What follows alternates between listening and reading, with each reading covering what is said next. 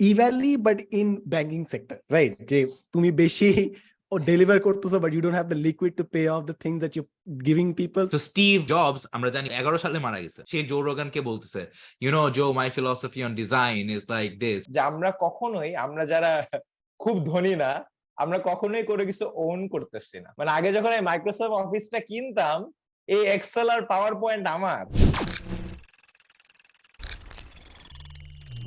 All right, welcome to the second episode of Prototype Podcast. আমরা সবাই আছি, আহমেদ ফাহাদ, সিয়াম শাহিদ নূর and myself Sadman Sadiq. এবং আজকে আমরা জিপিটি নিয়ে কথাবার্তা বলবো, এসভিপি নিয়ে কথাবার্তা বলবো, সিলিকন ভ্যালি ব্যাংক। হ্যাঁ ফাহাদ, তোর টেক সামারি কি, যারা জানে না কি হচ্ছে ওদের জন্য, মানে how will you summarize the event? So প্রথমে আমি আসলে ফাইন্যান্স পড়ছি, বাট আমি একদমই নিজেকে এক্সপার্ট বলবো না এসবে। আমি যতটুকু টুইটার ঘাটছি আর ইন্টারনেটে দেখছি অতটুকুই। আমি কল শুরু হওয়ার আগে যেটা বলছিলাম, কোভিড শুরু হওয়ার সময় সবাই ভাইরোলজিস্ট, এন্ড মানে এভরি ক্রাইসিস দ্যাট হ্যাপেন্স, মানুষজন ইন্টারনেটে আমরা সবাই পড়ি, আমি ইনক্লুডেড, এন্ড আমরা সবাই এক্সপার্ট হয়ে যাই। তো আমি ওরকম কোনো এক্সপার্ট না, আমি যতদূর পড়ছি আমি একদম বাংলা ভাষায় অতটুকু এক্সপ্লেন করব। সিলিকন ভ্যালি ব্যাংক একটা খুবই ইন্টারেস্টিং ব্যাংক। ওদের কাস্টমাররা হচ্ছে সব স্টার্টআপরা। সিলিকন ভ্যালি যেহেতু নাম, এখানে স্টার্টআপ, ভেঞ্চার ক্যাপিটালিস্ট যারা টাকা রেজ করতেছে ব্যবসা করার জন্য, তারা আসলে এই ব্যাংকটাতে মূলত টাকা ডিপোজিট করে থাকে। So that's the main customer base. এখন যারা ফাইন্যান্স পড়ে, যারা ব্যাংকস নিয়ে জানে, তারা এটাকে বলবে একটা মানে একদম অফ দ্য গেট, এখানে একটা পোর্টফোলিও মানে কাস্টমার কনসেন্ট্রেশন রিস্ক আছে। অতএব যেহেতু সব কাস্টমার একই রকম, তো যখন ইকোনমিক কন্ডিশন বা কোনো একটা মানে কিছু চেঞ্জ হবে ইন দি আউটসাইড এনভায়রনমেন্ট, সব কাস্টমাররা একইভাবে বিহেভ করবে। So it's a problem, and as we will see this does come back to bite them. যাই হোক, ওখানে যাওয়ার আগে আই থিঙ্ক কি হয়েছে এবং কিভাবে ক্র্যাশ হয়েছে এটা গুগল করলে অনেকে পাবে। আমি আমার ইউজুয়াল কনস্পিরেসি থিওরি অ্যাঙ্গেল থেকে কয়েকটা জিনিস বলতে চাই। সো কনস্পিরেসি থিওরি নাম্বার 1 হচ্ছে, এখানে এই ব্যাংকের যারা top executive, so CEO, CFO, সবাই এই ব্যাংকের স্টকস ঠিক লেটস সে 6 মান্থস আগো থেকে বেচা শুরু করছিল, and they've sold collectively more than 4.4 million stocks before this crisis actually happened. So এটা একটা, সো মানে ওদের inside team, they've been selling stocks for a while. Shady জিনিস নাম্বার 1 হচ্ছে একগাদা মানে স্টক সেল হয়েছে by the executives. Shady thing number 2 হচ্ছে, যে কোনো ব্যাংক যেটার assets under management is above a certain threshold, USA তে $50 billion এর বেশি যদি হয়, তোমাকে বলা হয় যে you must have a chief risk officer. এটা একটা মাস্ট। এবং যে কোনো ব্যাংকের রিস্ক কমিটি হচ্ছে একটা গুরুত্বপূর্ণ কমিটি। বাংলাদেশে ইবিএল হোক বা বিদেশে সিলিকন ভ্যালি ব্যাংক হোক, সবারই রিস্ক কমিটি থাকতে হবে। এখন এই ব্যাংকের চিফ রিস্ক অফিসার ছিল না for the last 8 months or so, and তার আগেও যে ছিল, সে গত বছরের এপ্রিল থেকে she has been kind of transitioning out of her role. And তার চেয়েও মজার বিষয় হচ্ছে, সে এখান থেকে ট্রানজিশন করার আগে সেও স্টক সেল করা শুরু করছে তার আগের বছরের থেকে। So it's been a train wreck slowly happening in my eyes. আবার এটা কিন্তু মানে খুব বেশি যে প্রচলিত ভিউ তা না, মানে এরকম কোন আর্টিকেল এখন পর্যন্ত তোমরা পড়ছো নাকি আমি জানি না Siam, but like this is what I have been finding very fascinating, because ইনসাইডাররা মনে হচ্ছিল, বুঝতেছিল যে হ্যাঁ কিছু একটা হতে চলছে। So it's interesting. যাই হোক, এখন কি হইলো আসলে, দুইটা জিনিস হয়েছে। নাম্বার 1, ওদের লিকুইডিটি ক্রাঞ্চ হয়েছে। তার মানে হচ্ছে ওদের যতটুক আসলেও কাস্টমারদের কাছে, মানে কাস্টমাররা যত ডিপোজিট করছে তার থেকে কম টাকা ওদের কাছে আসলে ছিল। কেন?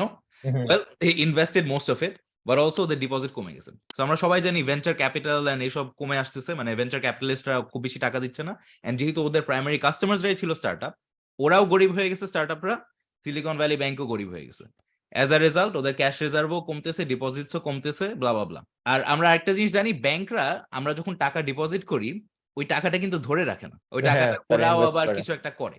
ওরা দুইটা কাজ করে প্রাইমারিলি, আইদার অন্য কাউকে লোন দিবে, সো ওই যে ওই ডিপোজিট আর লোন রেটের খেলা, অথবা ওরা কোনো কিছুতে অন্য সেফ ইশ কোনো অ্যাসেটে ইনভেস্ট করে রাখবে। ইন দিস কেস ওরা কর্পোরেট বন্ডস কিনে রাখছিল, নট দ্য সেফেস্ট, বাট ওরা এটা কিনে রাখছিল। এখন কর্পোরেট বন্ডসের ঝামেলা হচ্ছে, ইন্টারেস্ট রেট যখন বাড়ে ইকোনমির, এটা বাংলাদেশেও মোরলেস ট্রু, ইন্টারেস্ট রেট যখন বাড়ে কর্পোরেট বন্ডের রেট কমে যায়। So the corporate bonds were earning them less, and overall মানে their cash reserve at hand was very less. So এটা charts and supporting figures আমি সবকিছু দিব, but I think roughly, 1 second, let me just pull it up. They had around $14 billion in cash, right? Customer deposits were around $173 billion, right? But they only had $14 billion in cash. They had $26 billion for immediate sale, security sale. So এটা হচ্ছে short term treasuries and ওইসব জিনিস. They had hold to maturity securities. These are the corporate bonds, I'm guessing. $91 billion. Yeah, $91 billion. And they had given out $74 billion of loans. So যা বুঝতেছেন সবাই মানে হাতে খুবই কম টাকা ছিল। As a result, যখন মানুষজন টাকা নিতে গেছে, খুবই সিম্পল, এখানে মানে it's dead simple, মানুষজন টাকা নিতে গেছে, ওদের টাকা ছিলই না। So as a result, bank run. যাই হোক, that's the whole thing, and এটা মানে I think there's like more mismanagement here than meets the eye, but that's my take আর কি ব্যক্তিগত। এটা কিন্তু মানে এটা এত বড় ভাবে কভারেজ পাচ্ছে কেন হচ্ছে কয়েকটা কারণ, যে এরকম লেভেলের কোল্যাপস একটা ফাইন্যান্সিয়াল ইনস্টিটিউশনে ইউএসএ তে আমরা লাস্ট দেখছি 2008 সালে, যখন পুরা মার্কেট কোল্যাপস হয়। তো এটার পর ওই 2008 এর পর এখন এটা আবার হচ্ছে এরকম একটা ওই লেভেলের কোল্যাপস। এটা এই জন্য এটা স্টার্টআপ ইকোসিস্টেমে অনেকজনকে এফেক্ট করবে এন্ড হোয়াট নট। সো এটা খুব ইয়ে পাচ্ছে এবং জিনিসটা খুব মজার মানে ইন্টারেস্টিং মজা। আই গেস এই ব্যাংকটা biggest, one of the biggest, 15, যদি আমরা টপ 15 বা টপ 20টা ইউএসএ ব্যাংক ধরি, এই টপ 20 তে পড়বে। প্রায় $200 বিলিয়ন কাছাকাছি অ্যাসেট আন্ডার ম্যানেজমেন্ট। 200 বিলিয়ন কিন্তু ঝাতা কথা না।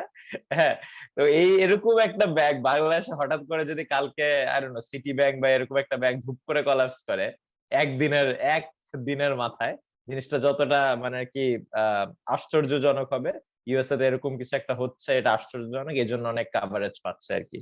সো এই জন্য এটা সব অ্যাটলিস্ট টেক নিউজ থেকে শুরু করে ইন্টারন্যাশনাল নিউজ এই জিনিসটা সবাই এটা নিয়ে কথা বলতেছে। তো ভাবলাম একটু কভার করি। আমার এখানে কোনো এক্সপার্ট অপিনিয়ন নাই, কারণ আমি এক্সপার্ট না, কিছু জানিও না। আমি জাস্ট সামারি কয়েকটা পড়ছি, পড়ে মনে হচ্ছে হাই এত বড় কিছু একটা হয়ে গেছে। এই আমি বলতেছি না যে মুভি দেখে এগুলো জিনিস শিখতে হয়, but if you guys have seen these movies, Margin Call আর The Big Short, এই দুইটাই একসাথে দেখলে you get the idea আসলে।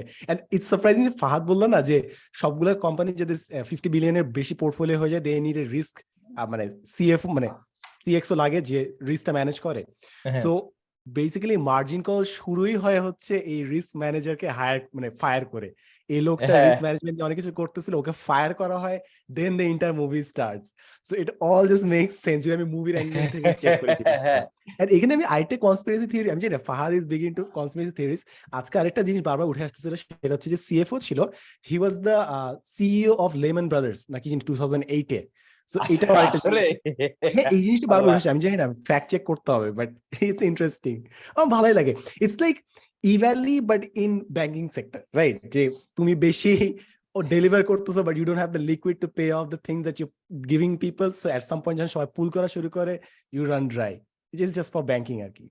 এই বাই দ্য ওয়ে, এখানে আমি একটা ইন্টারেস্টিং কোয়েশ্চেন, আমি জানি না তোর কি এটা নিয়ে কথা বলতে চাস নাকি, এটা শেষ হলে বলিস। আমার একটা হুন্ডি বাট্টা নিয়ে একটা কথা আছে, এটা পরে, এটা রিলেটেড।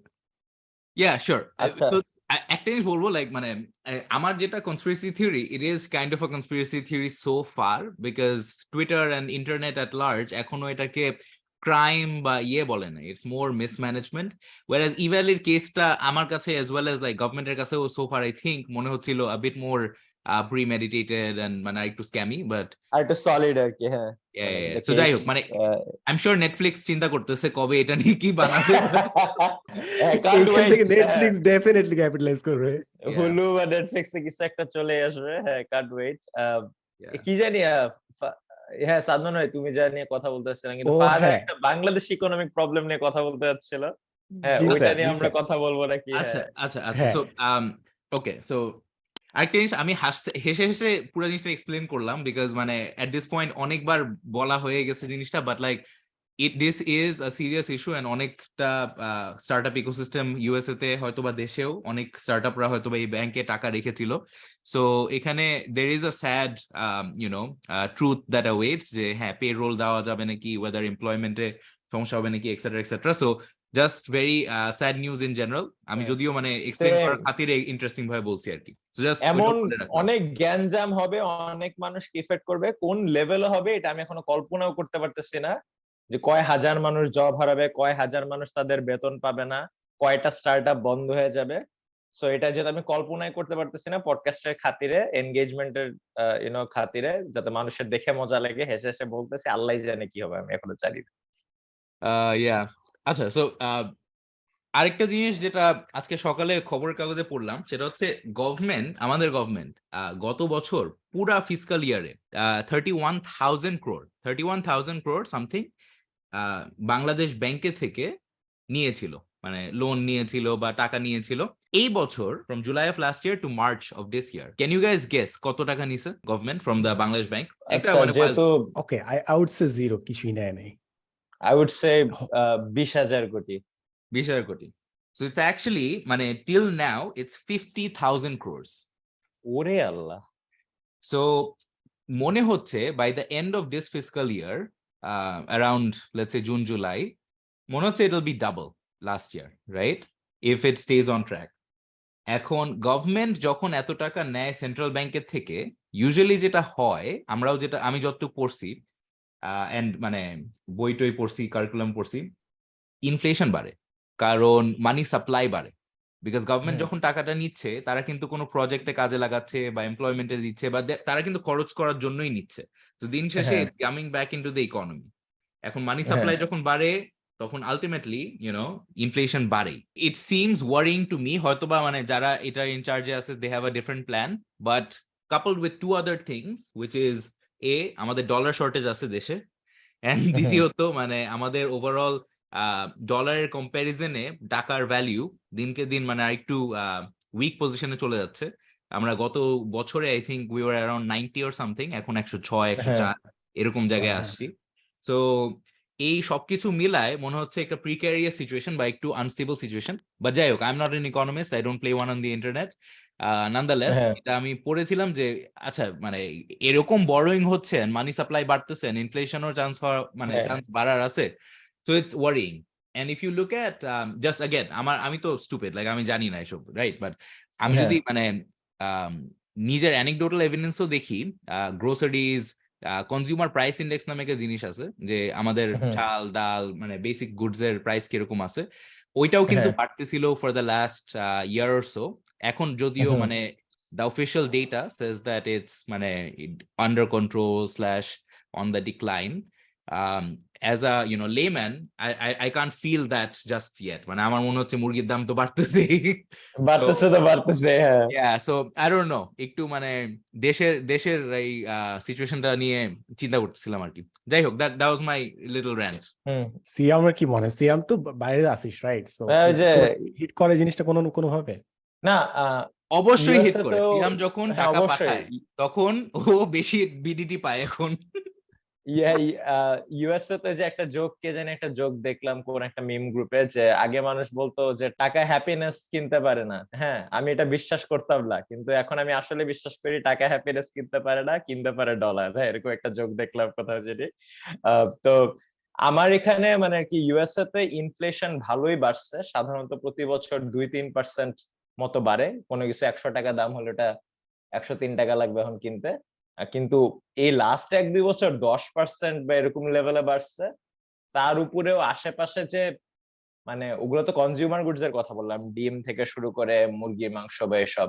যদি আমরা অ্যাসেটের কথা চিন্তা করি, বাড়ির দাম, জমির দাম, এসব অনেক খুব খুব তাড়াতাড়ি বাড়তেছে। সো মানে কোন রকম ওয়েলথ আর কি বিল্ড করার ক্যাপাসিটি দিনে দিনে কমতেছে। সো ইউএসএ তে এটা আছে, বাংলাদেশেও তো আমার আম্মু আব্বুর কাছ থেকে শুনি যে জিনিসপাতির দাম বাড়তেছে। এখন যদি মানে এরকম মানি সাপ্লাই এইভাবে বেড়ে যায়, হইতে পারে আমি মানে অ্যাজ ইউজুয়াল আমিও ফাহাদের মতে, ফাহাদ যতটুকু জানি আমি অতটুকুও জানি না, ফাহাদ কম জানে, আমি আরো কম জানি। হ্যাঁ, সো মানে কি মনে হচ্ছে একটু ভয়ঙ্কর যে দাম মনে অনেক কিছুর অনেক বেড়ে যাবে, ইনফ্লেশন অনেক বেড়ে যাবে, কারণ মানি সাপ্লাই বেড়ে গেছে। বাট হ্যাঁ, বাট মানে ইকোনমি আমার মনে হয়, আচ্ছা আমি আর ফাহাদ তো সেম কোর্সই আগে করছি ইকোনমিক্স, সিএম জাস্ট করেন সেম ডিফারেন্ট কোর্স করছে।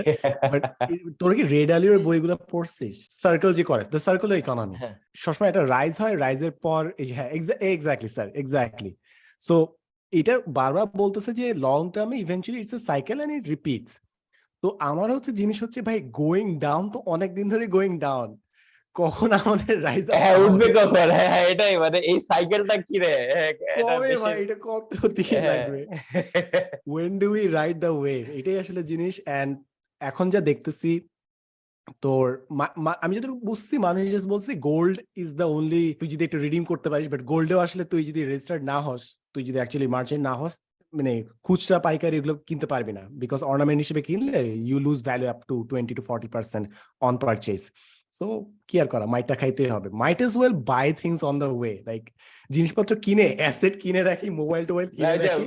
বাইলো সেল হাই যদি ফলো করি, এটা আমি চিন্তা করতেছিলাম যে যেহেতু লাস্ট 1-2 বছর ধরে ইউএসএ তে যে স্টক মার্কেট আছে, স্টক মার্কেটের যে ইন্ডেক্স ফান্ড গুলো আছে, হ্যাঁ ওগুলা যে যেভাবে কিনতেছি, মানে ভ্যালু কমতেই আছে। হ্যাঁ ঠিক আছে, বাইলো সেল হাই কমছে, এখন কিনি, হ্যাঁ পরে দেখি কি রে, মানে উঠে না কেন, হ্যাঁ কমতে আছে, টাকা হারাইতে আছে, হ্যাঁ। তো এই জন্যই যে তুমি ভালো কথা বলছো, সাইকেলটা বদলাবে কখন, হ্যাঁ বদলাবে কবে? আমি কি ডিপে তো কিনতেছি হইতেই নাকি আছে। পিকে কিনতেছি, কে জানে? হ্যাঁ আমি তো অনেক একটা স্টোরি বলবো। আমার পরিচিত হ্যাঁ একজন, শিওর। খুবই খুবই স্মল একটা স্টোরি। আমার পরিচিত একজন এই সিলিকন ভ্যালি ব্যাংক কোলাপস হওয়ার কারণে প্রফিট করছে। ও ড্যাম। প্রফিট কেমনে করছে? সো তোমরা কি ইউএসডিসি, ইউএসডিটি এটা নিয়ে ফ্যামিলিয়ার? সো আচ্ছা, ইউএসডিসি, ইউএসডিটি দুইটা হচ্ছে স্টেবল কয়েন। তার মানে হচ্ছে এরা ক্রিপ্টোকারেন্সি, কিন্তু বিটকয়েনের যেরকম দাম বাড়ে কমে, এদের পুরা ভ্যালু প্রপোজিশনই হচ্ছে দাম বাড়বেও না কমবেও না, একদম 1:1 থাকবে ইউএস ডলারের সাথে, right? So $1 equal to 1 USDC, এটাই হওয়া উচিত প্রাইমারিলি। কিন্তু যেটা হয়েছে, এই প্রত্যেকটা যেহেতু 1:1 ব্যাকড, এখন এই ব্যাকড টাকাটা তো কোথাও রাখতে হবে, রাইট? সো এই টাকাটা ওরা ধরো ইউএসডিসির 10% টাকা ছিল, লেস দেন 10% আই থিঙ্ক ছিল সিলিকন ভ্যালি ব্যাংক, রাইট? ওরা ডাইভার্সিফাই করছে, অনেক অনেক ব্যাংকে রাখছে, অনেক ডিফারেন্ট ফর্মসে রাখছে, কিন্তু কিছুটা ছিল সিলিকন ভ্যালি ব্যাংকে। এখন যেই শুনছে সিলিকন ভ্যালি ব্যাংক মানে দিতে পারবে না টাকা, ব্যাংক রান হয়েছে, এন্ড এফডিআইসি ইন্স্যুরেন্সও কিন্তু, মানে যেটা হচ্ছে ইউএস এর মানে রেগুলেটর, ওরাও কিন্তু ইন্স্যুরেন্স যখন দেয়, ইন্স্যুরেন্স দেওয়া উচিত কিনা, দেওয়া না উচিত কিনা, এই বেল আউট নিয়েও একটা ইন্টারেস্টিং কনান্ড্রাম আছে। যাই হোক, যখন দেয়ও it's up to $250,000, right? So ওদের $3.3 বিলিয়ন ছিল, এটা মানে পুরাটুক পাওয়াটা একটু ডিফিকাল্ট। যাই হোক, অ্যাজ আ রেজাল্ট এই 1:1 জিনিসটা সরে গেল। So instead of $1 equaling 1 USDC, it became 0.95, right? And eventually 0.9. তো এটা হওয়ার আগে আমার এই পরিচিত মানুষটা, সে বেচে দিছে তার ইউএসডিসি যতটুকু ছিল, বেচে সে আরেকটা স্টেবল কয়েন কিনছে, ইউএসডিটি, ডাজন্ট ম্যাটার, ওটা 1:1 আছে, কিনে বসেছিল, রাইট? যাই হোক, সো ওইটা কিনে বসেছিল, তারপরে যখন যেই কমলো, তারপরে তাড়াতাড়ি আবার সুইচ করছে, সো 0.9 যেটা আছে ওইটা কিনে ফেলছে। মানে এখন 0.9 ইউএসডিসি $1 নাকি?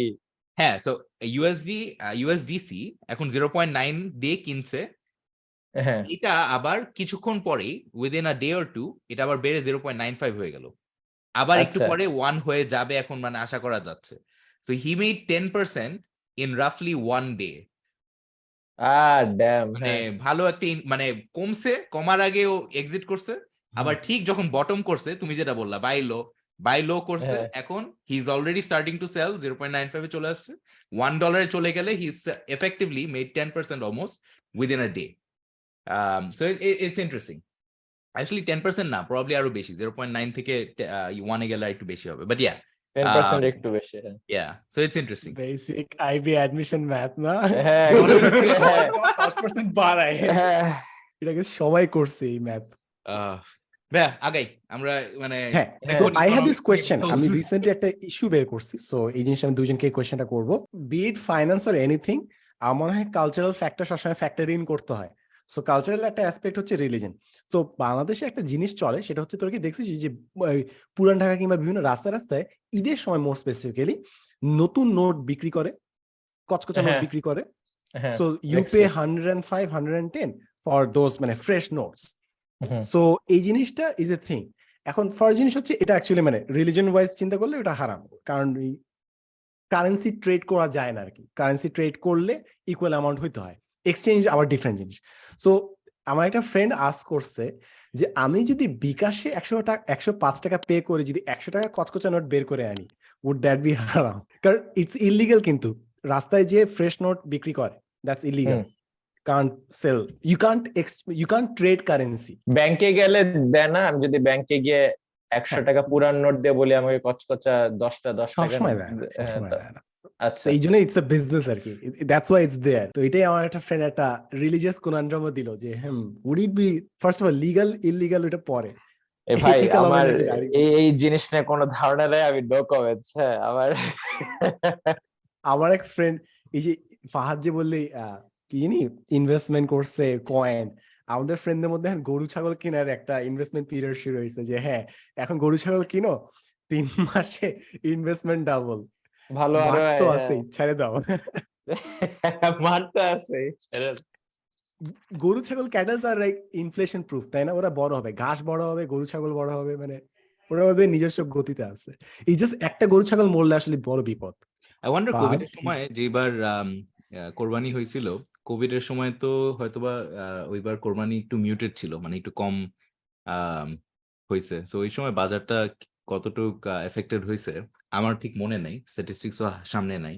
বাট আই গেস ওই সময় একটু মাইর খাইছে। But that's a black swan event, like সব সময় হবে মানে হ্যাঁ কখনোই না, এটা once in like. Black swan ইভেন্টটা যারা জানে না তাদের জন্য ফাহাদ একটু বোঝাতে পারবি ব্ল্যাক সোয়ান হ্যাঁ, ইভেন্ট ব্ল্যাক কি? সোয়ান মানে হচ্ছে এমন একটা ইভেন্ট যেটা একদমই আনপ্রেডিক্টেবল, রাইট? মানে আমি ফর এক্সাম্পল এই যে বললাম যে যেহেতু গভর্নমেন্ট সেন্ট্রাল ব্যাংক থেকে বেশি করে টাকা নিচ্ছে, এই কারণে ইনফ্লেশন বাড়বে, এই কারণে হয়তো বা অনেকজনের সাফারিং হইতেও পারে, রাইট? আমি জানি না, বাট হুম এটা উই ক্যান সি দিস হেডউইন্ড বা এই ট্রাবলটা আমরা দূরের থেকে দেখতে পাচ্ছি আসতেছে। যে হুম ব্ল্যাক সোয়ান এমন একটা জিনিস যে একদম পুরো বোঝাই গেল না যে এটা আসবে, যে হবে, যে কেউ জানতো না। ইটস ফর হুম এক্সাম্পল ফেব্রুয়ারি 28 সবাই যখন ঘুমাইতে গেছে, কেউ জানতো না যে বাংলাদেশে কোভিড নামে একটা জিনিস হয়তোবা, মানে ফর এক্সাম্পল হয়তোবা নিউজ পড়ছে, হ্যাঁ এক সময় আমরা জানতামই না কোভিড যে এত সিরিয়াস। পরের দিন সকালে উঠে শুনি কোভিড, লকডাউন, পুরা বিশ্বে এরকম ছড়াই গেছে। সো এটা একটা হ্যাঁ ক্লাসিক ব্ল্যাক সোয়ান ইভেন্ট আর কি। পড়ছেন Right? ভাই সাদমান ভাই নাসিম তালেবের কোনো বইগুলা? নাসিম তালেবের বই বারবার মেনশন শুনছি। তোর basically hmm the art of thinking clearly বারবার বলছে Nassim Taleb, Nassim Taleb, but এখনো হ্যাঁ পড়া হ্যাঁ হয়নি। Which one would you recommend Siam? কোনটা ফার্স্ট আমি পড়া? ব্ল্যাক সোয়ান পড়ি নাই। আমি ইয়ে পড়ছি ওই যে ফুল বাই র্যান্ডমনেস, আরেকটা হচ্ছে হুম, এরপরে যেটা বের হলো অ্যান্টি অ্যান্টি ফ্র্যাজাইল নাকি জানি। আমার ইয়া, ফুল বাই র্যান্ডমনেস খুব ভালো লাগছে, সো আমি ওটা পার্সোনালি রেকমেন্ড করব। কিনে বসে আছে, এখন পড়া হয়নি, পড়তে হবে। কত আমরা কি কিনলো হয় বই? তাই আমি কিন্তু না না ওয়েট ওয়েট সিয়াম, লাস্ট দিনও যে গেছিলাম আমি কিন্তু এখন 6 মাস ধরে আগে বই কিনি না, অলমোস্ট কিনা বন্ধ করে দিয়েছি। কারণ এটা বুঝছি ভাই, এটা না এট ওয়ান পয়েন্ট তুই কাজ অ্যাকশনের প্রক্সি দেওয়া শুরু করিস নলেজ আর্নিং এর ক্ষেত্রে, অর্থাৎ you study and you give yourself the অজুহাত যে ভাই আমি তো গ্রো করতেছি, বাট ইউর জাস্ট হ্যাঁ হ্যাঁ learning not doing anything about ইট।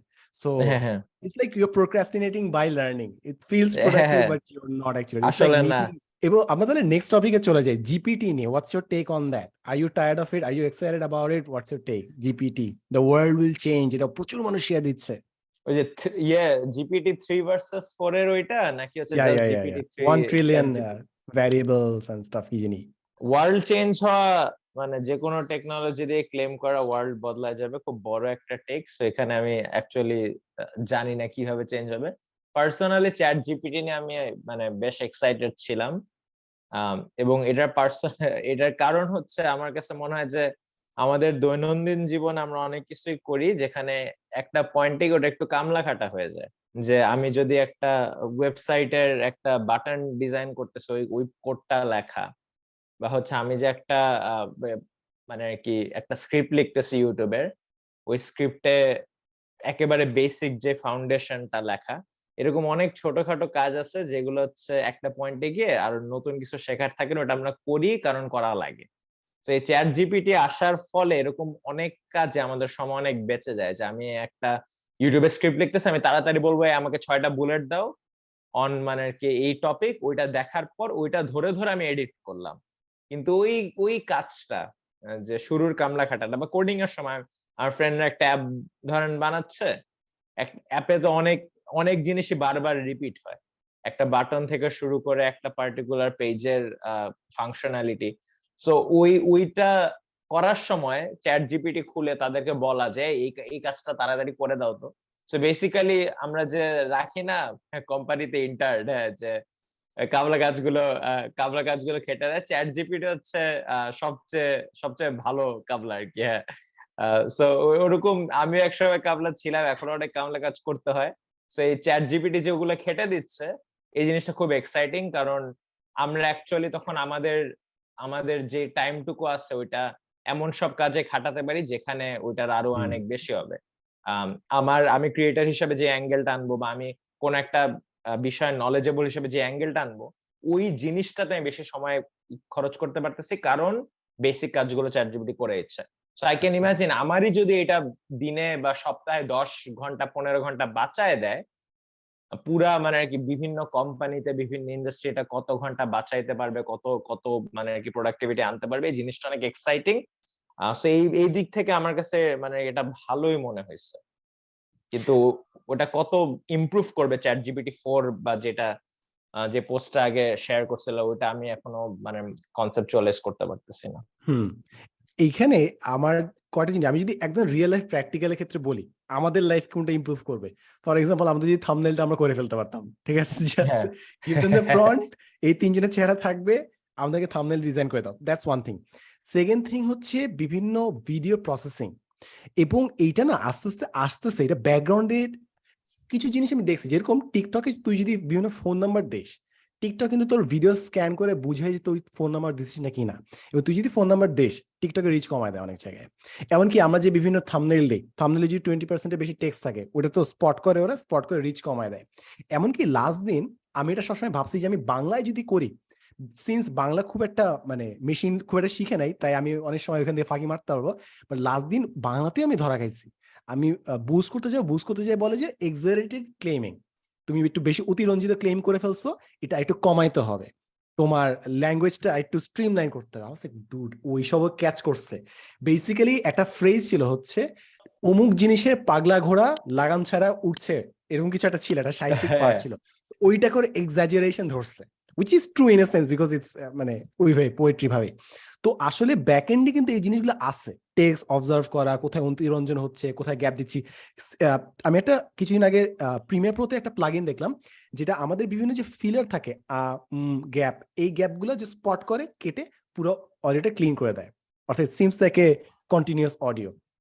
তার মানে জিনিসগুলো অলরেডি এক্সিস্ট করে, ইজ জাস্ট ওইটা একটু যখন স্মার্ট হবে, ও বুঝতে পারবে যে কখন আমরা টপিক চেঞ্জ করছি, ও টপিক চেঞ্জ অনুযায়ী সে টাইম স্ট্যাম্পটা আমাদেরকে বসায় দিবে। এন্ড আই বিলিভ টিকটক এই জিনিসটা কিছু কিছু জিনিস সেন্স করতে পারে। কি সেন্স করতে পারে?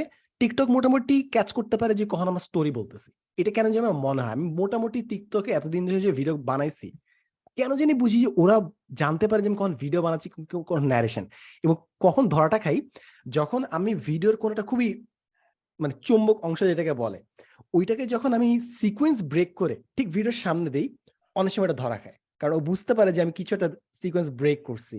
সো ইটস জাস্ট আমারও ফাদের মতো এটা আমার একটা কনস্পিরেসি থিওরি যে অ্যালগরিদমস আর লার্নিং, বাট আমার মনে হয় সামনে জিনিসটা আসবে এন্ড হোপফুলি আমাদের কাজ সহজ হয়ে যাবে যখন থাম্বনেল আর টাইমস্ট্যাম্প ওরা করে দেবে। ওটা থাম্বনেইল আমার কাছে মনে হয় না এই জিনিসটা যদি এখন ওই যে যেসব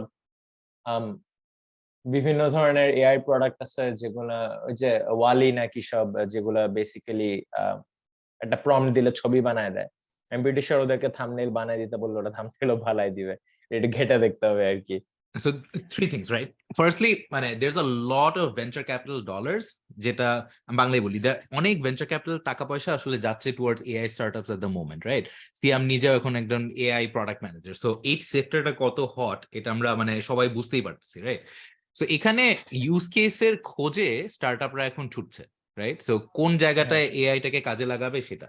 সো থাম্বনেল বানানো, এটা নিয়ে আমি 3টা সাইট সালমান ভাইকে এটার পরে দিয়ে দিব। দেয়ার আর লিটারালি স্টার্টআপস যারা এই জিনিসগুলো অটোমেট করতে চাচ্ছে।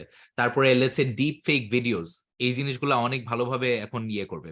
সো মানে সবচেয়ে ফেমাস একটা এক্সাম্পল হচ্ছে জো রোগান আর স্টিভ জবস এর মধ্যে একটা কনভারসেশন, একটা একদম পুরো নিয়ার রিয়েল মনে হচ্ছে এমন একটা কনভারসেশন প্রডিউস করছে এআই দ্বারা, রাইট? সো স্টিভ মানে জবস আমরা জানি অনেক 11 সালে মারা গেছে, সে জো রোগানকে বলতেছে, Joe, my philosophy on design is like this or that, মানে একদম পুরো ওই ভয়েসে। তো এরকম deep fake video, deep fake voice, deep fake image বা মানে anything that you want to generate will be possible using AI. That's like the very obvious use case. আরেকটা obvious use case যেটা সিয়াম অলরেডি কভার করছে, সেটা হচ্ছে লো মানে লো effort যে কাজগুলো বা একটু লো মানে স্কিল যে কাজগুলো, যেমন কুইকলি ইমেল লেখা বা ফরম্যাটিং ডেটা অর স্টাফ যেটা কামলা কাজ আমরা সবাই করছি, এন্ড মানে একটু সময় মানে বোরিং যেগুলো, রাইট, ওগুলোকে অটোমেট করা। থার্ড যে জিনিসটা একটু ইন্টারেস্টিং সেটা হচ্ছে unique data sets. So for example let's say holy family hospital বা যে কোনো একটা হসপিটালের সব ডেটা ইনজেস্ট করে, কাস্টমার রেকর্ডস ইনজেস্ট করে নতুন কোনো ইনসাইট বের করে দেওয়া, যেটা ইন্ডিভিজুয়াল ডক্টরসদের চোখে যখন পড়ে it's not significant, but on an aggregate level when you see it, the AI is able to kind of bring out some insights that are breaking some ground or মানে নতুন কোনো ইনসাইট দিচ্ছে, right? So এরকম unique data sets থেকে যদি AI pattern বের করতে পারে যেটা আদৌ মানে আমাদেরকে রিসার্চের ক্ষেত্রে বা অন্য কিছুর ক্ষেত্রে হেল্প করে, that might be very interesting, right? So এই 3টা জিনিস মানে আর new ways that startups are innovating, but এটা হচ্ছে ভেঞ্চার ক্যাপিটাল প্রথম জায়গায়। আরেকটা জিনিস মানে all of this was made possible because 2016 there was this, again, like I'm not an expert on AI, right? This is my personal পড়াশোনা করে আমি যতটুকু বুঝছি।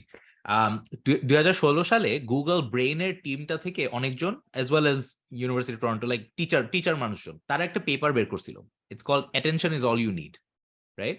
So attention is all you need. It's a meme sounding paper, right? But ওইটাতে একটা নতুন concept বের করছিল, it's called transformers, right? So এই transformers জিনিসটাই হচ্ছে modern chat GPT এর মানে underlying main জিনিস, right? So chat GPT would not be as successful or would not work as well as it is if it were not for transformers. Lex Friedmaনের একটা ভালো podcast আছে with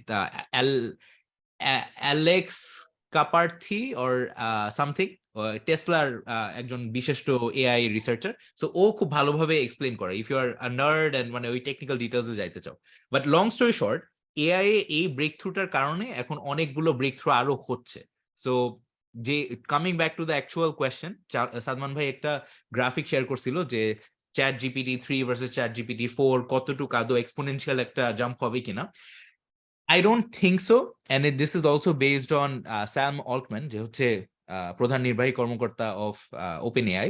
সে এটা একটা চ্যাটে বলছিল মানে একটা কনফারেন্সে যে এই জিনিসটা আমি দেখতেছি, এটা আসলে স্যাডলি হবে না, আমি চাইতাম হোক বাট হবে না। বাট अगेन মানে হু নোজ, বাট মনে হচ্ছে না হবে, right? So what is my point of all this?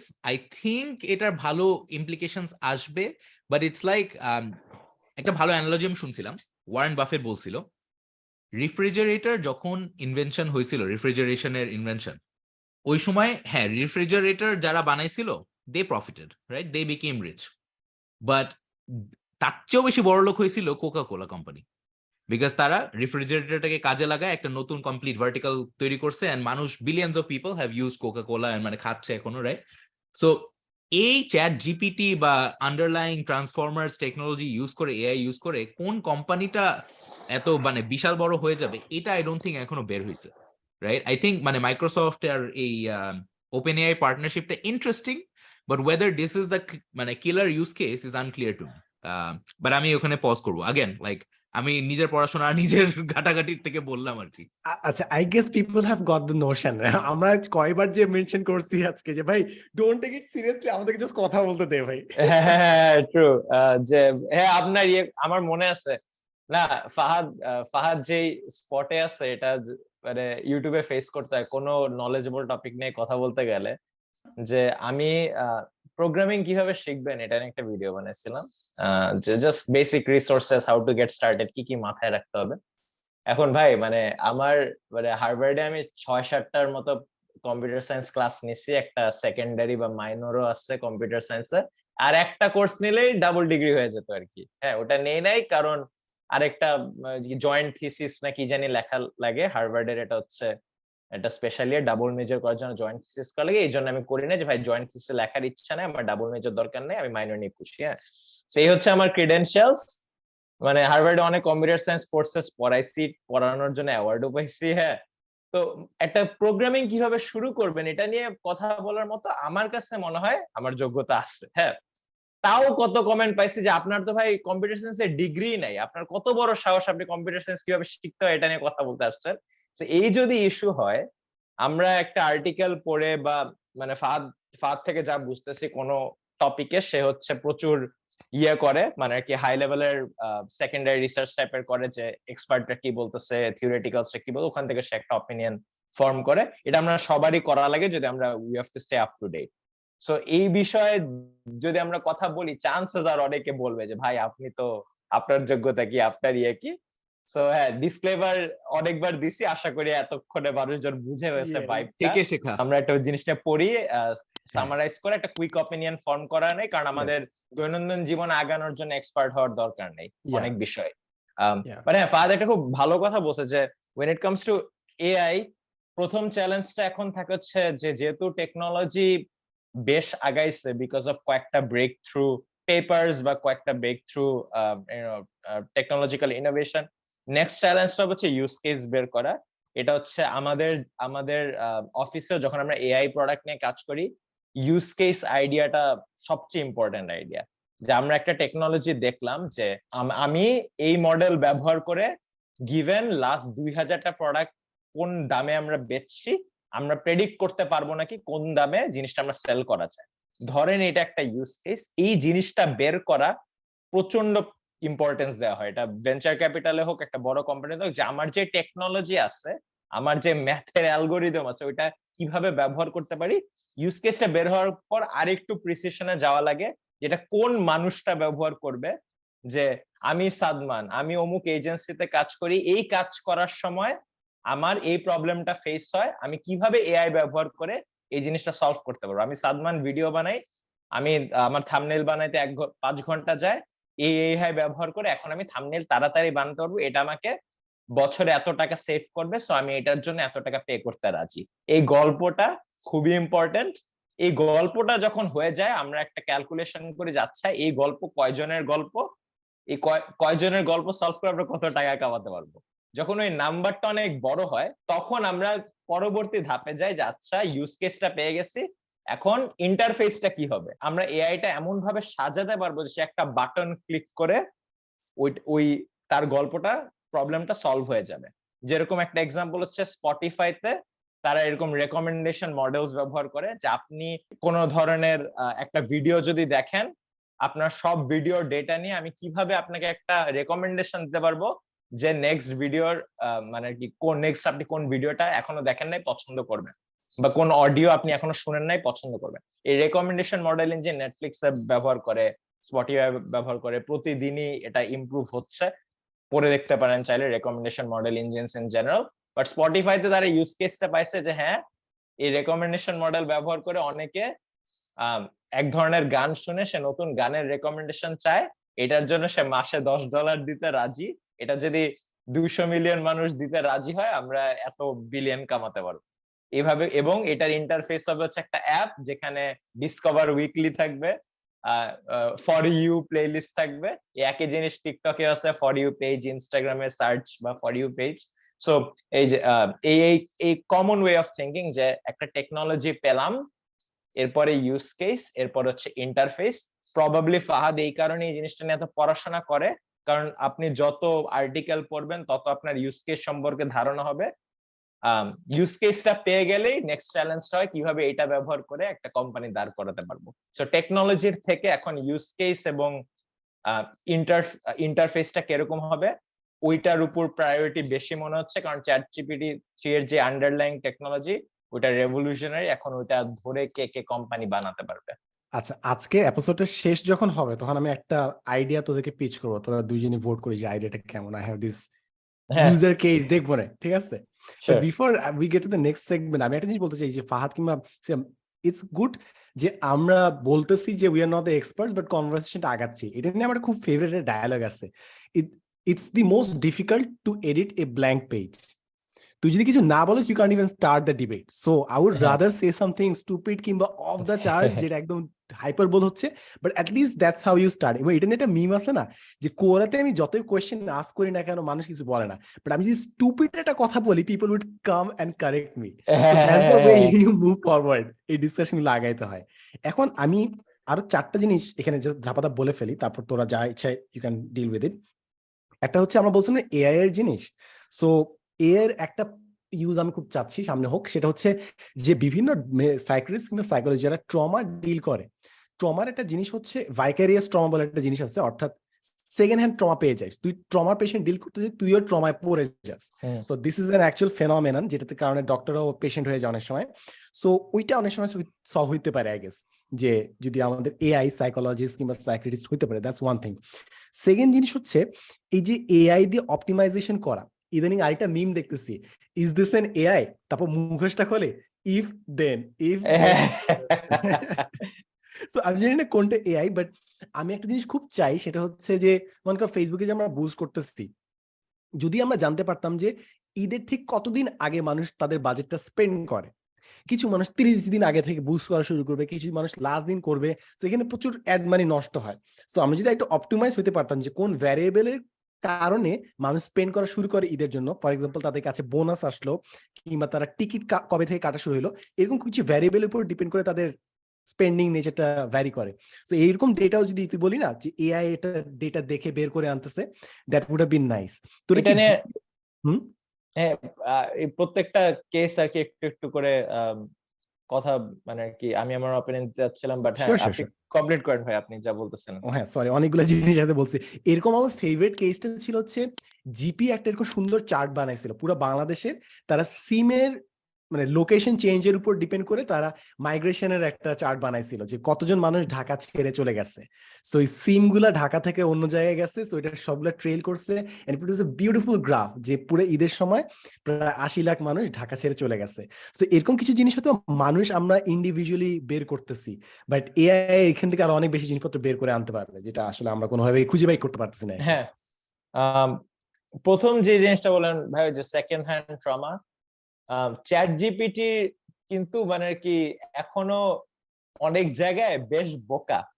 কিরকম মানে আমার একটা ফ্রেন্ড একটা ইউজ কেস দেখাচ্ছিল যে একটা মানুষ সকাল 9টায় বেঁচে আছে, বিকাল 5টায় বেঁচে আছে, দুপুর 12টায় কি ও বেঁচে আছে।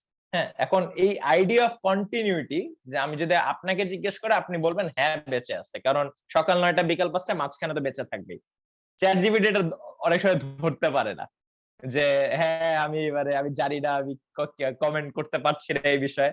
So when it comes to মানে যেহেতু এসব ল্যাঙ্গুয়েজ বা মডেলস গুলো আশেপাশে যে ডেটা আছে ওখান থেকে শিখে, চান্সেস আর হিউম্যান ইমোশনস নিয়ে ডিল করা এখন পর্যন্ত কিন্তু মানে আর কি এই জিনিসটা এই সায়েন্টিফিক ফিল্ডে অনেক অ্যাডভান্সমেন্ট হলেও এই জিনিসটা এখনো খুব কনক্রিট থিওরি পাওয়া খুবই ডিফিকাল্ট অনেক বিষয়। তো এই বিষয়ে হয়তো বা মানে এআই এখনো খুব তাড়াতাড়ি সলভ করতে পারবে না। কিন্তু আপনি যে পরের দুইটা কথা বললেন, একটা হচ্ছে এই যে ফেসবুক অ্যাড কনজিউমার মানি বিহেভিয়ার, অপটিমাইজেশন, হ্যাঁ এইটা আমি প্রিটি শিওর দেখবেন 6 মাসের মধ্যে ইউএস ইউকে এরকম রিজিয়নের রেকমেন্ডেশন চলে আসবে যে এই টাইমে অ্যাড মানি স্পেন্ড করলে বেশি ইয়ে করা যায়। ওই একই মডেলটা বাংলাদেশ রিজিয়ন স্পেসিফিক করতে একটু টাইম লাগবে, কিন্তু তাও হবে। অনেক এক্সাম্পল দেখছি, আপনি যদি ওয়ালমার্ট বা অ্যামাজন এসবে অনলাইন শপিং করেন, তারা আপনার কয়েকটা পারচেস দেখে বুঝে ফেলে নেক্সট পারচেসটা কি হবে। আচ্ছা, যে আপনি এখন ইয়ে কিনতেছেন, এটা আমি একটা জায়গায় পড়তেছিলাম যে একটা স্ত্রী ডাইপার কিনতেছে, বা হচ্ছে ডাইপার কিনতেছে বা বেবি ফুড কিনতেছে, চান্সেস আর ও অনেক স্ট্রেসড, হ্যাঁ এই জন্য হচ্ছে সুইট বেভারেজেস রেকমেন্ড করবে। হ্যাঁ, কারণ তারা দেখছে যারা ইয়ে কিনে এগুলা কিনে ওই ওই অপর বেভারেজটাও কিনে। সো এরকম যদি মডেল আমরা অনলাইন শপিং এ প্রচুর প্রেভেলেন্ট, কিন্তু এটা কিন্তু কয়েক বছর হয়ে গেছে এসব ইউজেজ হয়। আমার কাছে মনে হয় না এটা খুব আনলাইকলি যে এই জিনিসটা বাংলাদেশের ফেসবুকেও তারা ইউজ করবে, যেখানে বলবে যে আচ্ছা অমুক পাঞ্জাবির জন্য টাকা খরচ করছে, এটার জন্য টাকা খরচ করছে, তাকে এই অ্যাডটা বুস্ট করে দেখাও। হ্যাঁ, এখন দ্য অনলি প্রবলেম হচ্ছে যে এথিক্স এর একটু বিষয় চলে আসে, যে আপনি কতটুক লেভেলের পার্সোনালাইজড ইনসাইট দিবেন, যে অমুক জেলার অমুক স্কুলের পাশে থাকে, যদি তুমি করিমকে এই অ্যাডটা দেখাও তাহলে সে কিনবে। এরকম লেভেলের হয়তো বা ইনসাইট জেনারেশন পসিবল, কিন্তু ফেসবুককে অ্যালাউ করা হবে না। যে একেবারে টার্গেটেড অ্যাড যেটা দেখানো, ডিস্টোপিয়ান সায়েন্স ফিকশন অনেক সময় হয়তো দেখছেন যে বিভিন্ন মানুষ বিলবোর্ডে বিভিন্ন অ্যাড দেখে, এটা ফেসবুকের ক্ষেত্রে 1 ডিগ্রিতে পসিবল, কিন্তু এথিক্স এর কারণে হয়তোবা তাদেরকে গভর্নমেন্ট বা অ্যালাউ করবে না। আর লাস্টের যে জিনিসটা, যে অ্যাগ্রিগেটেড ইনসাইটস, যে ফাহাদ এটা বলতেছিল তাই না, যে হসপিটাল রেকর্ডস দেখে একটা ডক্টর একা দেখতে পারবে না, কিন্তু এআই বুঝে ফেলবে। এরকম অনেক ইউজ কেস পাবো, এরকম আমরা অনেক ইউজ কেস পাবো, যে ঢাকার অমুক এলাকায় ডিসেম্বর মাসে সবাই হয়তো বা চরকির সাবস্ক্রিপশন নেয়, কারণ তখন শোজ গুলো বের হয়, এই টাইমে চরকির অ্যাড দেওয়া উচিত। এরকম অনেক পাবো, ইউজ কেসেস পাবো সামনে। That would be fascinating. Fahad, do you want to say anything? Yeah, I want to start off by plugging একটা বাংলাদেশি কোম্পানি যেটা এআই নিয়ে কাজ করতেছে একদম নতুন ভাবে। কোম্পানিও না আসলে, এটা জাস্ট মানে কয়েকজন। So firstly, hashtag not sponsored, hashtag I don't know the team that well either. কিন্তু দেখলাম চ্যাট জিপিটি নিয়ে বানাইছে। So it's called harvey.ai. It's HAR. হ্যাঁ, নাম শুনছি। সো রিসেন্টলি বানাইছে। সো মানে একদম ঢাকার ছেলে পেলে মানে এখানে বসেই বানাইছে চ্যাট জিপিটি দিয়ে। And what it basically does is, email যখন পাঠাবো একটু যেন প্রফেশনাল সাউন্ডিং হয়, আমাদের অনেকেরই লেখালেখি করতে একটু ডিফিকাল্টি হয়, সো ওই কারণে বানাইছে। সো আমি নিজে খুব বেশি ইউজ করি নাই, I am not এন্ডোর্সিং it, but it's interesting যে এই জিনিসটা ওরা আসলে তৈরি করছে ঢাকায় বসে। যেটা ইউজুয়ালি যেটা দেখি বাইরে বানায়, তার মেবি 6 মাস পরে একটা ল্যাগ পিরিয়ড আছে আমাদের ইনোভেশনে ক্যাচ আপ করতে, right? Because of the internet, theoretically আমাদের সবারই আসলে সেম পেসে আগানোর উচিত, রাইট? বিকজ মানে অ্যাসিমেট্রি অফ ইনফরমেশন এখন কমে আসতেছে। সো ওই জিনিসটা যে আসলে রিয়েল লাইফে হচ্ছে দেখতে ভালো লাগলো। আই থিঙ্ক এই এআই এর ইউজ কেসের একটা খুব ভালো এক্সাম্পল হচ্ছে নোশন। আমি মানে নিজে ইউজ করতেছিলাম খুব সুন্দর করে। আমি যা লিখতেছি আই ক্যান জাস্ট নোশন কি ইউজ করা হয়েছে তোদের কারো, সিয়াম? না, আমি নোশন প্রচুর ইউজ করি। নোশনের এআই যে নতুন ফিচারটা আসছে একটা দেখলাম, ওটা আমার এখন ইউজ করা হয় নাই। ওকে, সো বেসিক্যালি লাইক মানে যে কোনো একটা প্যারাগ্রাফ সিলেক্ট করে এআই কে বলতে পারি যে হ্যাঁ তুমি এটাকে রিরাইট করে দাও, রাইট? অথবা এআই কে আমি ডাইরেক্টলি বলতে পারি যে আচ্ছা তুমি একটা ব্লগ পোস্ট লিখে দাও যে কেন আমার product better than X, right? And যদি একটু কনটেক্সট দিয়ে দেই তাহলে হয়তো ওইটাও ধরতে পারবে। এটা করিনি এখনো, বাট দ্যাটস আ মানে interesting use case as well. But yeah, আমার আসলে এই টপিকে বেশি কিছু আর বলার নাই আসলে। ইয়া, যদি কিছু না থাকে তাহলে আমি আরেকটা জিনিস এখানে বলতে চাই, সেটা হচ্ছে লাস্ট দিন এটা একটা কমেন্ট সেকশন আমি পাইছি এই জিনিসটা, সেটা হচ্ছে এথিক্যাল এসইও। এথিক্যাল এসইও বলতে like you have many products, মনে করো তোমরা ফার্মাসিউটিক্যাল ইন্ডাস্ট্রিতে আসিস, so you have many drugs, কোনটা ভালো কাজ করছে কোনটা খারাপ কাজ করতেছে। সো মনে কর কোন একটা কোম্পানি তাদের third class drugs, but because they are good at SEO তুই তাদের ড্রাগসটা সবার ফার্স্টে রেকমেন্ড করতেছিস। So is that ethical? এই এথিক্স এর বাউন্ডারিটা কোথায় কে টানতেছে?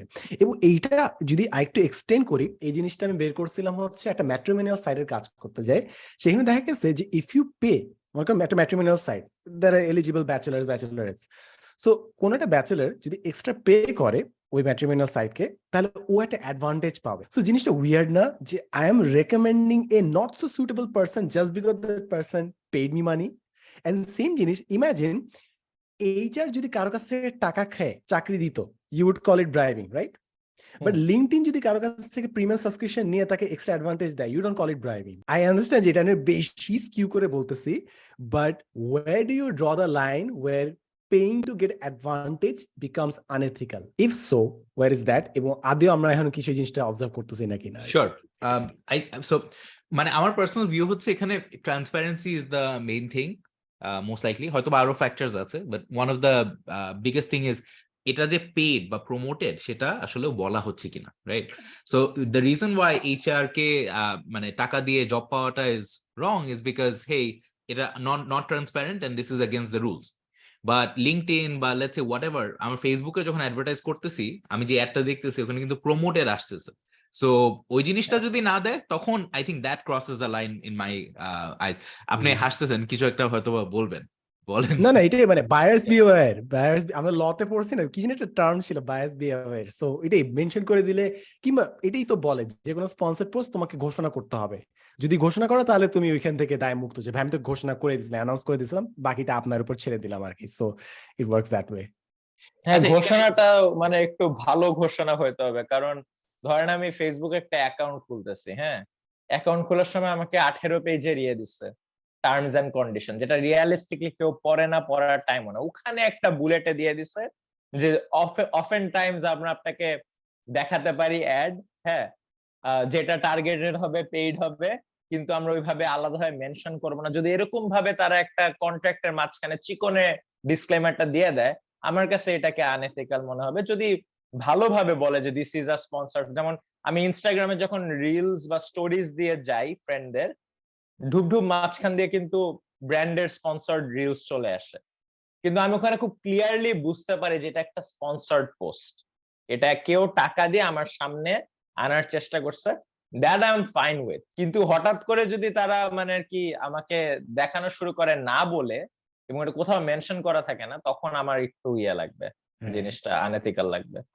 Because we are on the topic of right wrong and laws, আমি আরেকটা জিনিস ছিল, এই সিলিকন ভ্যালি ব্যাংক এখন যে দেউলিয়া হয়ে গেল, ওদের যে এখন ফান্ডস নাই বা মানে টু পে ব্যাক দ্য ডিপোজিটার্স, এই কারণে এখন বলা হচ্ছে যে এফডিআইসি আমাদেরকে এসে বেল আউট করো, and যারা ডিপোজিটার ছিল তারা যেন টাকা পায়, এই ব্যবস্থা করে দাও, বেসিক্যালি গভর্নমেন্ট পে করো। আমি আপনাদের কাছে মতামত জানতে চাচ্ছিলাম ভাইয়া, হোয়াট ডু ইউ থিঙ্ক, এটা কি করা উচিত নাকি করা উচিত না? বিকজ এখানে একটা মানে কনান্ড্রাম আছে, সেটা হচ্ছে ফেড চেয়ার এর আগে যে ছিল, আই থিঙ্ক এখনো হয়তো ফেড চেয়ার আছে, Powell, right, Jerome Powell, I don't know, yeah he still probably the Fed chair. When he got in, I was reading some blog posts about his early days. ও একটা কথা বলছিল যে bailing out is something he hates, bailing out banks or big financial institutions, because এখানে একটা moral Hazard তৈরি হয়। এটা insurance কোম্পানিরাও face করে, but basically people act more carelessly because they know that someone will come bail you out if things go bad, right? So depositor যারা customer, তারাও যেরকম মানে আরো রিস্ক ফ্রি মানে কেয়ার ফ্রি হবে, রিস্কি ব্যাংকে দিবে বিকজ ভাবতেছে হ্যাঁ পার্কস আছে বা বেটার ইন্টারেস্ট রেট দিচ্ছে বা হোয়াট এভার ইট ইজ, ওই কারণে মানে because they know there is a safety net. আমি সিমিলার একটা আর্গুমেন্ট বাংলাদেশের ক্ষেত্রেও করতে পারি, যে ইভ্যালিতে যারা মানে কাস্টমার ছিল, রাইট, তারা হয়তো বা দেখেছে যে হাফ দামে টিভি পাচ্ছে, মানে হাফেরও কম দামে ফ্রিজ পাচ্ছে বা বাইক পাচ্ছে বা ল্যাপটপ পাচ্ছে, তারা যে এটা কিনার হয়তো বা, মানে আমি বলছি না যে ইভ্যালির দোষ নাই, ইভ্যালির অবশ্যই দোষ আছে, কিন্তু হয়তো বা তারা এটাও ভেবেছে যে যদি স্ক্যাম হয় হয়তো আমার মানে দিন শেষে গভর্নমেন্ট বা কনজিউমার প্রোটেকশন কিছু একটা আসবে, রাইট, যদি আমাকে স্ক্যামও করে আমি হয়তো বা পেড ব্যাক হব।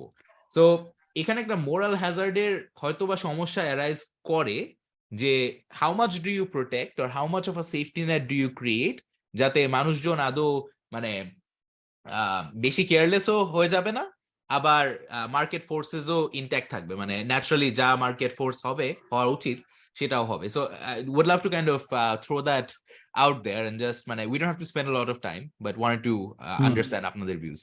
হ্যাঁ, সো এরকম কয়েকটা আলোচনা আছে যেটা লাস্ট 6-7 বছরে আমার ক্লাস 5-6 বছর ক্লাসমেটদের সাথে অনেকবার হয়েছে এবং কখনো কোনো রেজলিউশন হয় নাই। এই কেসটা নিয়ে নিশ্চয়ই আলাপ করি নাই, আলাপ করছি 2008 সালে গভর্নমেন্টের কতটা যেসব ব্যাংকদেরকে বেল আউট করছে বা ফাইন্যান্সিয়াল কতটা করা উচিত, এবং ঘুরে ফিরে ওই একই কয়েকটা আর্গুমেন্টই আসে। পক্ষে যেটা আসে হচ্ছে দেখ, তারা সব রিস্ক নেয়, তারা সব ইয়ে করে, রিওয়ার্ডস পায়, একইভাবে তাদেরও লস গুলা খেতে হবে, এটা হচ্ছে বেল আউট করো না, এটার পক্ষে আসে যে লেট দ্য মার্কেটস বি, তারা তাদের মতো ইয়ে করুক।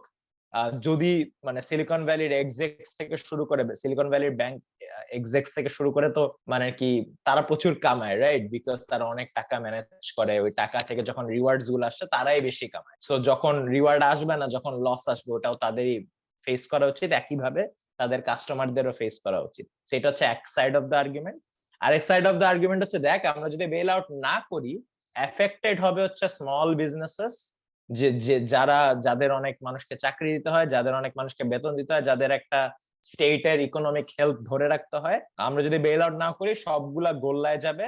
আমরা ইনিশিয়ালি আমরা আমাদের গভর্নমেন্টের টাকা দিয়ে তাদেরকে বেল আউট করি, তাহলে স্টেটই খুশি থাকবে, দেশও খুশি থাকবে, সবাই খুশি। সেই দুই আর্গুমেন্ট, এবং মানে আমার কাছে এখন পর্যন্ত এইসব আর্গুমেন্টে শত শত ঘন্টা খাটার পর আমি কখনো কোনো রেজলিউশন পাই নাই, কারণ দুই সাইডেই টানা যায় এই আর্গুমেন্ট গুলো।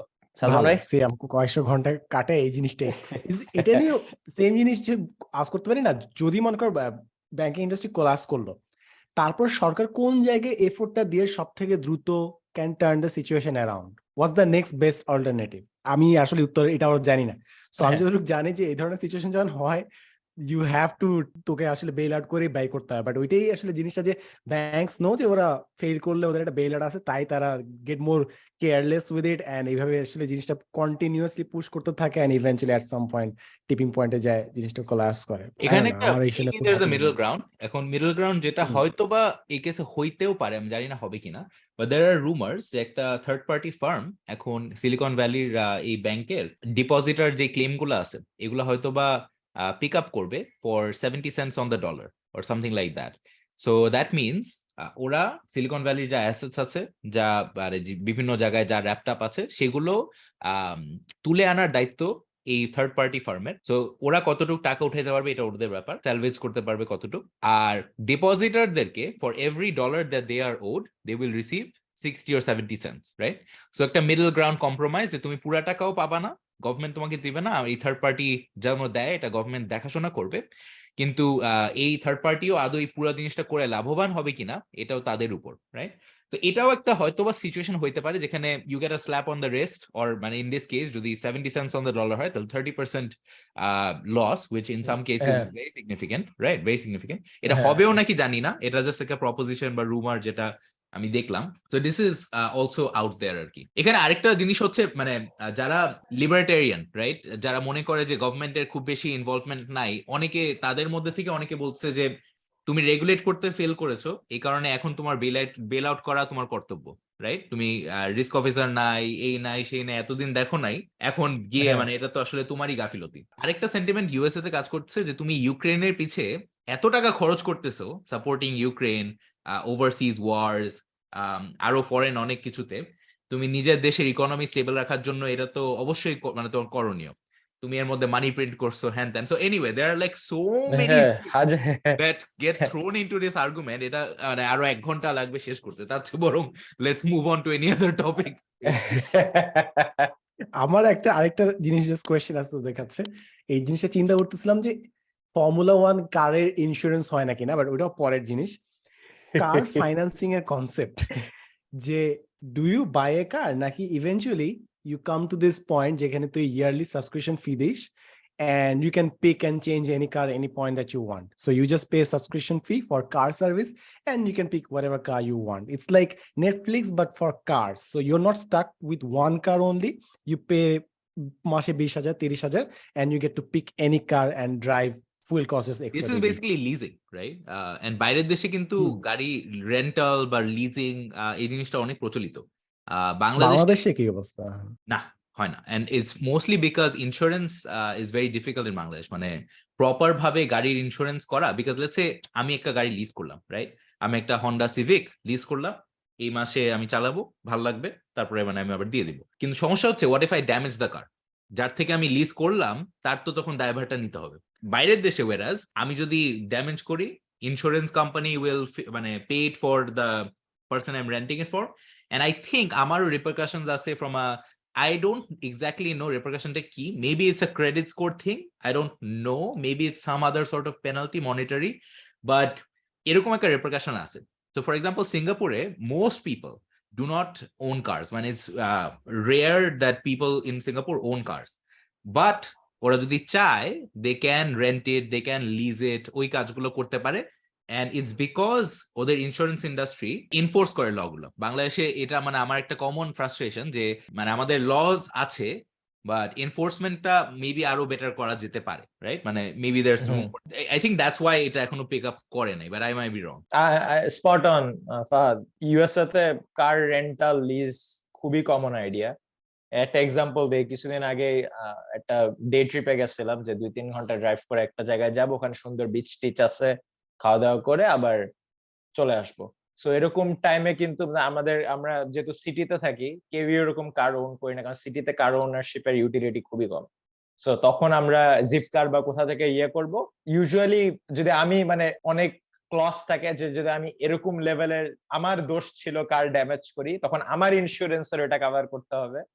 যদি দোষ ছিল অন্য জনের, তখন ওর ইন্স্যুরেন্সের কভার করতে হবে। এরকম অনেক লজ আছে, বাট বেসিক্যালি ইন্স্যুরেন্সই কভার করে থাকে, এবং তখন কি ওই লটা ইমপ্লিমেন্ট করা হয়। বেশিরভাগ সময় আমাদের ওরকম খরচ দিতে হয় না, ওই খরচ হচ্ছে আমরা ইন্স্যুরেন্সকে পে করতেছি, ওইটাই খরচ। অনেক সময় এরকম লিজিং কোম্পানি বলেই দিবে যে আপনার যদি কার ইন্স্যুরেন্স না থাকে আপনি নিতে পারবেন না, বা আপনি নিতে পারবেন কিন্তু কার ইন্স্যুরেন্স না থাকলে মনে রাখেন যদি ড্যামেজ হয় পুরা খরচ আপনার পড়বে। এরকম অনেক ক্লজ থাকে। তো বাংলাদেশে যেহেতু ইন্স্যুরেন্স জিনিসটা হয়তো বা করা কঠিন, আমি জানিও না এটা কি রিলিজিয়াসলি হালাল নাকি হারাম না বাংলাদেশে, এসব নিয়ে idea that's a com. Good question হ্যাঁ, আসলে। যে ইন্স্যুরেন্স হালাল নাকি হারাম না, এরকম অনেক ঝামেলা আছে। এইসব লিগাল আনইজ অফ ডুইং বিজনেস এর জন্য হয়তোবা বাংলাদেশে এই কার সাবস্ক্রিপশন মডেলটা হয়তোবা অতটা এখনো কি জনপ্রিয় হয় নাই, বা কোনো টেইলউইন্ডই নাই যে জনপ্রিয় হবে এককালে, এরকম কোনো লক্ষণও নাই। ইউএসএ তে এটা ফোনের জন্য প্রচুর করা হয়, বাংলাদেশে ফোনের জন্য হয়তোবা হতে পারে যে আমি নতুন আইফোনের উপর কম টাকা অ্যাড করে আমি জাস্ট এই আইফোনটা চেঞ্জ করে আরেক আইফোন নিয়ে নিচ্ছি।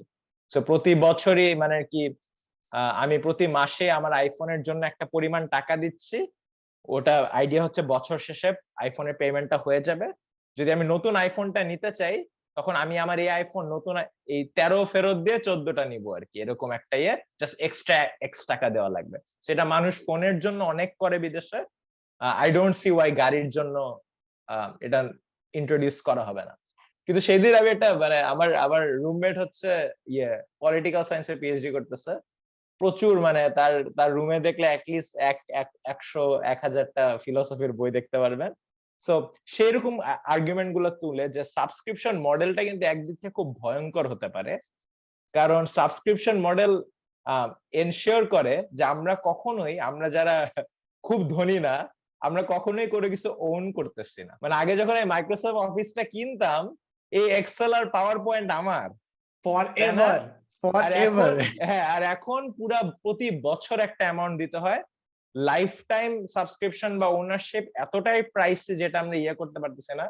এখন আমাদের জেনারেশন যদি বাড়ি ওন করতে না পারি, গাড়ি ওন করতে না পারি, খুব কম জিনিসই আছে যেটা ওনারশিপ আমাদের ওয়েলথ বিল্ড করে।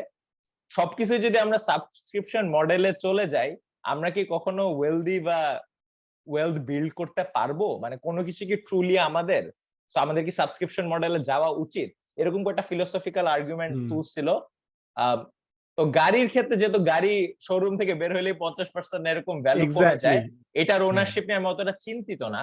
But it does make me think যে নেটফ্লিক্স বা স্পটিফাইতে যে আমি কিছুই ওন করতেছি না, আমি যে রেন্টে থাকতেছি, আমি যে বাড়ি ওন করতে করার অতটা প্রায়োরিটাইজ করতেছি না, একটা পয়েন্টে কি আমরা সবাই যাব যে আমরা কিছুই ওন করি না, আমরা সবাই সাবস্ক্রিপশনে চলতেছি, জাস্ট কয়েকজন সবকিছু ওন করে। জাস্ট কয়েকজন এখানে আবার এই বুঝছি পুরো একটা প্লট বানাচ্ছে না যে সবকিছু আবার কুক্ষিত হয়ে যাবে একজনের কাছে। I don't know if you guys saw this World Economic Forum এর একটা ভিডিও ছিল, it got a lot of backlash and basically the gist is একটা লাইন ছিল, you will own nothing and you will be happy. এরকম একটা ব্যাপার ছিল যে সবকিছুই will be provided to you, সবকিছুই on demand, infrastructure will be great. আমরা সবাই যাই হোক, আমি খুব বেশি বলতে চাই না, you can go search for the video yourself and make a judgment call. I'm just pointing out যে এরকম একটা ভিডিও ছিল and there was some backlash. আর কোন লাস্ট টপিক সাদর ভাই? তুমি তো না আজকে আমি যথেষ্ট কোশ্চেন তোদেরকে আস্ক করছি, আজকের জন্য এতটুকুই। নেক্সট এপিসোডে নতুন কোশ্চেনস নিয়ে আসবো।